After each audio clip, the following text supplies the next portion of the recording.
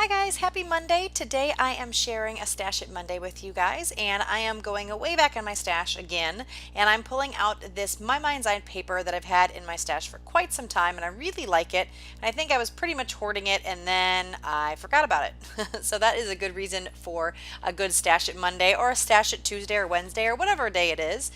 Just getting those things used up in your supplies is nice to have that opportunity. So I was able to use this paper that I was hoarding, and I put some clear gesso down, and this is from Dina Wakley. It's my favorite clear gesso. It's very, very smooth, and it dries very, very nice. You do see it a little bit in the background, but a lot of times when I put it on the paper, you can't even see the shadowing of it.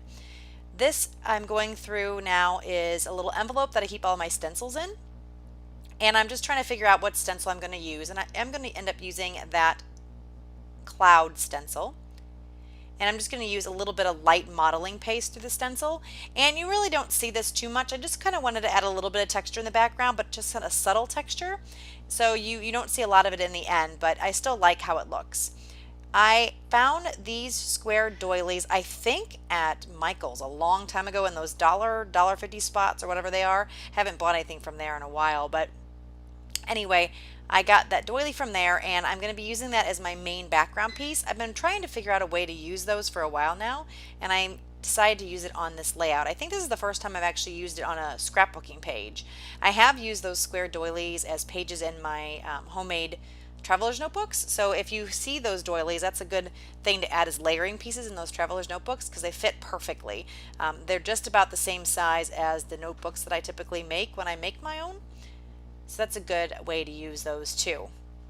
So I'm just kind of putting this texture paste all around until I'm happy with it, and then I'm going to dry that up, and then I'm going to end up adding some mixed media on the top of this, and it's going to be two different things. One is going to be the Shimmers paint in Colder Than Ice, and it really kind of dried up. I think it's one of their older style paints, and it was really, really dry, so I ended up adding a little bit of water, and it worked out just fine, but it was a little bit light, which was kind of what I was going for, but I wanted something a little bit darker. So you'll see after I add this paint down, I also am going to add a Lindy's Stamp Gang spray. And I can't remember the name of it, but I do show you on screen, so you will be able to see it here in a second. But it's a much richer blue. This is much more of a cloudy powder baby blue. And like I said, I do like it, but it just wasn't giving me the contrast I was looking for. So you'll see that I'll just splatter down the Lindy's Stamp Gang here in just a second. So first I'm just splattering some more of this down. I'm going to dry that up just a little bit, and then I'll add the Lindy's Stamp Gang.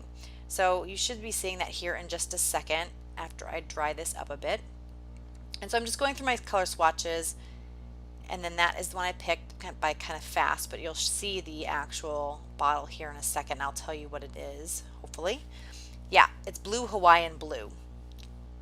And this definitely has some shimmer in it. You can get Lindy's Stamp Gang with shimmer in it or without the shimmer in it. They have the flat Fabios and some other different styles that have like more of a glitter, more of a shimmer, and then the flat. Very similar to the shimmers. I really like both Lindy's Stamp Gang and shimmers. They're probably my favorite of the mixed media, like coloring type of sprays.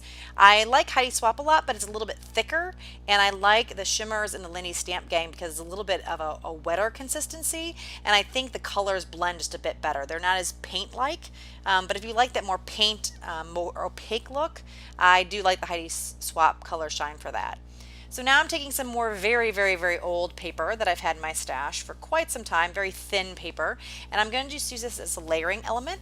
So I'm going to use this blue paper with like the 4 dots and a little cluster, and then I'm also going to mat it on this floral paper. Now this pink paper isn't quite as old in my stash, but I thought it went well with the background, and I just kind of like the daintiness of the flowers, which you don't see a lot, but I do like how that looks. So I just trimmed out the 3 edges with the scissors or with the edge of the paper, and then I ripped out the one side just again to give it a little more texture. Now here's some more things from my stash. These are the crepe paper frames, and I really like these. These are the canvas frames. They're really pretty, but I always struggled to use them. I never really ever use them as a frame around my picture. I think I have a few times, but typically I use them as layering elements on my photo. And I like that pink one because it had that banner that was already stapled on that has the date on it. So I do really like how that looks, and I'm going to end up tucking the frame and the banner in between my picture. So it kind of covers over the bottom left-hand part of my photo. And then I'm just going to glue this one down the background, just another one to give it texture and contrast to the background. And I'm putting them off so they're not lined up exactly. I'm putting them off a little bit so they have a little bit of a difference in height. And I'm just going to use my ATG gun on this, and then I'm going to end up using my ATG gun to glue down the entire doily and the picture and everything to the background. And the ATG gun seems to work pretty well with the Dina Wakley gesso because it is really, really smooth. Things stick pretty well to it as opposed to some of the Michaels gessos or the more gritty gessos. I find I have to use a liquid adhesive on the back of that, but with the Dina Wakley, it seems that the stuff glues down pretty well on it. So I added this little Heidi swap. No, is it Heidi swap? Yes, it is, I think, Heidi swap. Word shine. If it's not Heidi swap, it might be Teresa Collins. I can't quite remember. It was out of the package in a little container that I have all my embellishments in, so I can't quite remember. The floral piece that you see there is a chipboard piece from the Market collection, I believe it is, from Crate Paper. And the little wood veneers that have the glitter on them that I'm trying to kind of tuck in there, those are from the Target dollar spot. I think they were like $3 and I got them probably fall of last year, so I've had them in my stash for quite some time as well. I'm going to try to figure out where I want to put the rest of these embellishments. I was thinking about using the parts of the frames that I cut out, but I ultimately don't end up using those. I am going to tuck the leaf there right above the floral, and it's a sticker already, so I just peeled off the back of that.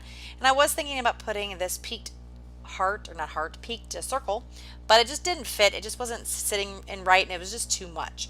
So instead of doing that, because I did want to spread the gold around the page, I am going to use some enamel dots, so you'll see that here in a second. But first I'm going to glue down the heart, and I had it on wax paper so I can move it around, and when I pulled the wax paper off, some of the sticky came off, which is fine. I just add a little bit of liquid glue anyway. I'm going to top it off, or bottom it off if you will, with the banner. So I'm going to add that there. I'm also going to just add a little bit of liquid glue on that. But first, before I do that, I'm going to sprinkle those enamel dots that I was talking about. They're actually enamel hearts, and I'm also going to add a few little dots to the clusters, just to make a little clusters of 3, not necessarily 3 dots, but 3 pieces in those clusters. And I know that's not exactly the right number that you see in there, but it kind of worked for me. The shine with the 2 dots, or the heart with the 2 dots, and then I have the floral, the heart, the dot, and the gold leaf in the bottom right. So that is pretty much it. That's going to be my layout. All I'm going to do is outline the edges in a black pen. So I'll do a double outline all the way around. I think that sometimes brings your eye towards the middle of the page. And this one's going to be done. It was a pretty simple one. So please make sure you check out our Facebook page. And if you haven't already, make sure you subscribe to the Crafty Maven. And if you like the video, give us a thumbs up so we know you like the day that you're watching. And if you have any questions, leave those below. I can't wait to talk to you guys soon. Again, I will talk to you later. Bye.